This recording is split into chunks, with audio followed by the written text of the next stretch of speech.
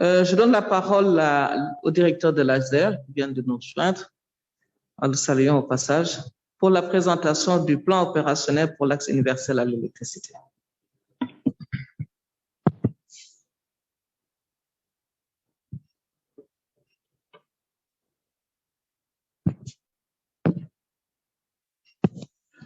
Merci. Madame le ministre, Monsieur le directeur des opérations de la Banque mondiale, Monsieur le directeur de cabinet du ministre de l'économie, du plan et de la coopération, Son Excellence Madame l'ambassadrice, chef de délégation de l'Union européenne et chef de file des partenaires techniques et financiers, Mesdames et Messieurs, chers participants. Le directeur des opérations de la Banque mondiale l'a rappelé tout à l'heure. Cet exercice rentre dans le cadre de l'accès universel à l'électricité, c'est-à-dire l'accès à l'énergie durable pour tous. Il y a eu un travail de base qui a été mené dans ce cadre avec l'appui justement de la Banque mondiale. Et pour aller plus loin dans l'opérationnalisation de l'accès universel, nous allons vous présenter un résumé du plan opérationnel pour l'accès universel à l'électricité. Donc, cette présentation s'articule sur un certain nombre de points. Nous allons d'abord vous faire la situation de référence de l'électrification rurale en fin 98.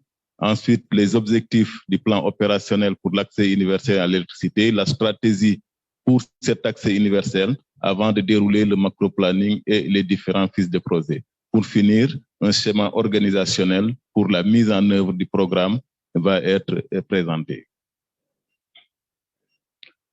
Il faut d'abord dire que le Sénégal compte près de 21 000 localités rurales réparties entre 14 000 villages et 7 000 hameaux. Et en fin 2018, 4 000 localités étaient déjà électrifiées et 3 000 étaient inscrits dans des projets et programmes en cours d'exécution. Ce qui fait que pour une situation de départ, nous avons un gap de 14 000 localités à électrifier, mais également un certain nombre de ménages situés dans des zones périurbaines dans le cadre de la densification. L'objectif et résultat attendu du programme Accès universel, il s'agit de contribuer aux objectifs du plan Sénégal émergent à l'horizon 2025 visant un accès universel de l'ensemble des populations sénégalaises à une énergie moderne, durable et à un coût soutenable. Les résultats attendus donc, c'est l'accès des populations à l'électricité, l'électrification intégrale de l'ensemble des infrastructures sociales de base, mais également la promotion des usages productifs et le développement des capacités d'intervention des différents acteurs qui seront renforcés avec un dispositif organisationnel de suivi-évaluation. La stratégie pour la mise en œuvre, pour y parvenir, un certain nombre de critères ont été déclinés pour permettre justement de voir ces 14 000 localités à électrifier, comment les répartir entre les différentes technologies. Le choix de base, c'est de connecter le maximum de villages au réseau interconnecté, le réseau moyenne tension. Pour ce faire, nous avons retenu d'électrifier toutes les localités de plus de 1000 habitants par l'extension du réseau électrique, mais également d'électrifier toutes les localités situées le long des lignes, c'est-à-dire les localités à moins d'1 kilomètre par l'extension au réseau. Maintenant, la technologie mini-grid, c'est-à-dire les mini-centrales solaires, va couvrir des localités situées entre 100 et 1000 habitants, mais également situées à plus de 10 000 km, à 10 km des réseaux électriques. Il restera quelques localités de moins de 100 habitants pour lesquelles l'habitat est dispersé, mais également ils sont situés très loin, au-delà de 1 km des réseaux électriques. Pour ces localités, nous avons prévu les systèmes solaires individuels qui est adapté pour permettre à ces populations d'accéder à une source d'énergie moderne, fiable et durable. Les résultats de cette planification donc ont permis d'identifier 8500 localités qui seront justement électrifiées par extension de réseau pour un coût de 495 milliards. Ces 8500 localités représentent 61% du portefeuille des villages, mais en termes de population, c'est 84% de la population rurale, c'est-à-dire les 3 millions qui restaient à être électrifiés en fin 2018, les 84% vont bénéficier de l'extension du réseau. Ensuite, il y a 1000 localités qui seront électrifiées à travers des mini-centrales solaires d'énergie propre. Ces mini-centrales vont coûter 105 milliards, représenter en nombre 7% du portefeuille des villages et couvrir environ 8% de la population rurale à électrifier. Il restera donc 4500 localités dispersées avec un habitat dispersé.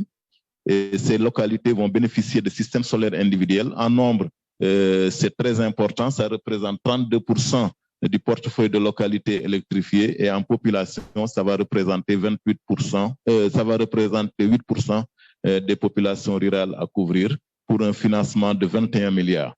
Ce volet va permettre au secteur privé, notamment le secteur privé local, de développer des programmes fiables et durables pour permettre à ces populations d'accéder à l'électricité. Enfin, pas de moyens, nous avons prévu un vaste programme de renforcement, mais également de développement de l'électrification périurbaine qui vont représenter près de 80 milliards de francs CFA. Globalement, donc, c'est une enveloppe de 732 milliards qui est prévue pour permettre de réaliser l'accès universel, mais également développer l'électrification dans les zones périurbaines pour permettre à l'ensemble de la population sénégalaise d'accéder à l'électricité à l'horizon 2025. Le phasage donc prévoit le développement, comme on a dit, de l'accès universel tout au long du programme, mais également le renforcement de l'électrification et la densification au niveau urbain et périurbain de l'ensemble des populations qui auront besoin de l'électricité. Les sous-programmes qui sont prévus, donc, on les a identifiés tout à l'heure avec les résultats des critères. Premièrement, c'est l'électrification par extension de réseau qui va concentrer 8500 localités, soit 61% en nombre, mais également 84% de la population cible. Le deuxième sous-programme, c'est l'électrification par des mini-réseaux solaires qui va concerner 1000 localités et une population de 8%. Et le dernier sous-programme qui verra une forte participation du secteur privé, c'est la couverture de 4500 localités qui ne bénéficient pas aujourd'hui de l'électricité par des systèmes solaires individuels. Et ces 4500 représentent 32% du nombre de localités et en population, c'est 7% de la population restante. Et à côté de ces sous-programmes, des activités de densification et d'électrification en zone périurbaine vont également se dérouler. Et pour finir, avant de parler de l'organisation qui est prévue, il y a un certain nombre de fiches projets qui sont dans le site, mais également qui ont été prévus pour permettre aux différents acteurs du secteur privé, mais également les partenaires techniques et financiers qui sont intéressés d'arriver à un ciblage plus précis pour leur intervention dans la zone rurale. Donc, l'organisation qui est prévue pour permettre de réaliser l'accès universel, il y aura un comité de pilotage et un comité technique de suivi qui sera composé des entités de mise en œuvre. Quand je dis les entités de mise en œuvre, nous avons la Sénélec, l'ASER, le PUDC, mais également le PUMA, qui contribuent chacun dans son domaine à la réalisation ou la mise en œuvre des projets et programmes d'électrification rurale. Voilà donc en résumé, Madame le ministre, Monsieur le directeur des opérations de la Banque mondiale et chers participants, l'économie du plan opérationnel pour l'accès universel à l'électricité. Et j'ose espérer qu'à la fin de cette journée, nous allons mobiliser les financements nécessaires nous permettant à l'horizon 2025 de réaliser l'accès universel. Merci pour votre aimable attention. Merci DG. Écoute, on croise tous les doigts